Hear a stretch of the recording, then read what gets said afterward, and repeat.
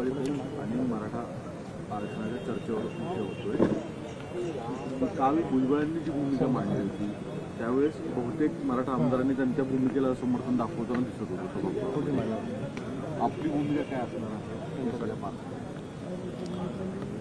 महाराष्ट्र जो पेटवला गेलेला आहे बीजेपी माइंडनी तो पहिले शांत केला पाहिजे, ही आमची भूमिका काल आम्ही विधानसभेत मांडलेली आहे.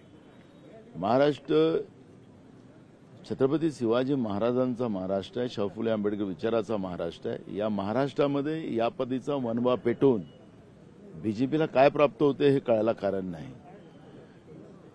छगन भुजबळांनी काल ओबीसीवर हे सरकार अन्याय कशी करते, फंड देण्यामध्ये कशी अन्याय करते, ओबीसीच्या लोकांना नोकऱ्यामध्ये संधी न देण्याचं पाप कसं करते ते राज्यातलंच मंत्री त्या ठिकाणी वक्तव्य करताय. एकीकडे जरांगे पाटील छगन भुजबळ आणि फडणवीसवर टीका करताय की हे दोघं मिळून आहेत. आखरी काय चाललेलं आहे ह्या सरकारमध्ये? महाराष्ट्रामध्ये जी महाराष्ट्र पेटवण्याची भूमिका या लोकांनी घेतलेली आहे त्याच्यातून हे स्पष्ट होती आहे. आणि आज आपण पाहतोय की संपूर्ण राज्यामध्ये जुन्या पेन्शनच्या मिळाली नाही म्हणून आज सगळे संप सुरू झालेले आहेत. आज सगळे ऑफिसेस ओसाड पडलेले आहेत. राज्यामध्ये शासकीय व्यवस्था कोलमडलेली आहे. आणि कधी नव्हे महाराष्ट्र या भारतीय जनता पार्टीच्या प्रणित सरकारमध्ये जो बर्बाद करण्याचं पाप झालेलं आहे ते खऱ्या अर्थानं या महाराष्ट्राला कधी भूषणावं नाही. काल आम्ही सांगितलं की आज शेतकरी आत्महत्या जो करतो आहे त्याच्यात मराठा पण शेतकरी आहे आणि त्याच्यात ओबीसीचा पण शेतकरी आहे, भटक्या विमुक्त जातीचा आहे, दलित आहे, आदिवासी पण आहे. पण या सरकारला त्याचंही घेणं देणं नाही. 2 दिवसाच्या पहिले चर्चा संपली शेतकऱ्यांच्या विषयावर. या अवकाळी पावसामुळे दुष्काळामुळे यावर्षी पाण्याची आणीबाणी येणार आहे. मुख्यमंत्री तातडीनं उत्तर देणार असं आम्हाला वाटत होतं, पण मुख्यमंत्री आता उद्या देणार आहेत. आता उद्या देतात की सोमवारी देतात काही कळायला कारण नाही, कारण उद्या अजून ते दिल्लीला जातात आहेत. त्याच्यामुळे ही जी काही महाराष्ट्रामधली जी काही परिस्थिती आहे फार भयावह आहे आणि ही गंभीर आहे. आणि महाराष्ट्राच्या जनतेला या सरकारनीच वाऱ्यावर सोडलेलं आहे. वाऱ्यावर सोडणार नाही असं सांगतात, तो या राज्याच्या जनतेलाच वाऱ्यावर सोडलेलं आहे. अशी परिस्थिती आज महाराष्ट्रामध्ये निर्माण झालेली आहे.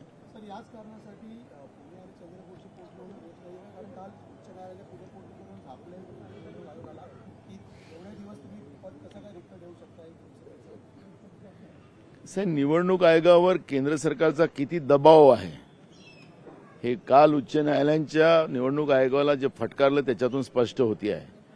निवडणुका त्याचा एक वर्षाच्या पहिले लोकसभा सदस्यत्वाचा कुठल्याचा समजा मृत्यू होतो तर त्या ठिकाणी पुन्हा निवडणूक घेतलीच पाहिजे, ही कंपल्सरी आहे.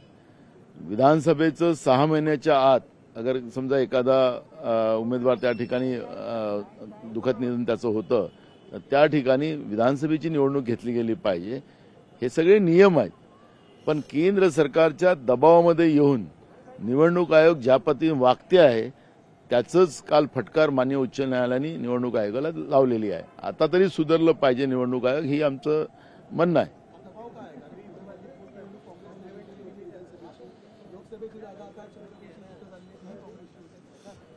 आपल्याला लक्षात असेल की 73वी घटना दुरुस्तीच्या नंतर स्थानिक स्वराज्य संस्थांच्या निवडणुका दर 5 वर्षांनी घेतल्याच पाहिजे. हे घटनात्मक बाब असताना सुद्धा महाराष्ट्रामध्ये गेल्या 2 वर्षापासून स्थानिक स्वराज्य संस्थांच्या निवडणुका झाल्या नाही.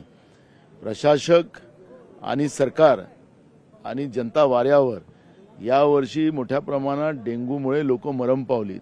त्याचं कारणच आहे की जे लूट चाललेली आहे, जनतेच्या पैशाची लूट राज्य सरकार आणि प्रशासनाच्या माध्यमातून चाललेली आहे. परवाच आम्ही पिंपरी चिंचवडचा विषय मांडलेला होता. तिथल्या आयुक्ताचा जो भ्रष्टाचार आहे तो इतका भयानक आहे. मी आज मुख्यमंत्र्यांना पत्र देतोय. परवा मुख्यमंत्र्यांनी सांगितलं की तुम्ही आम्हाला तक्रार द्या. मी त्याचं सगळे निवेदन केलेलं आहे. मुख्यमंत्री काल सदनात थोड्या वेळ आले निघून गेलेत. आज ते निवेदन देणार आहे आणि पिंपरी चिंचवडच्या आयुक्ताला त्वरित निलंबित करावं, त्याला बंडतर्फ करावं.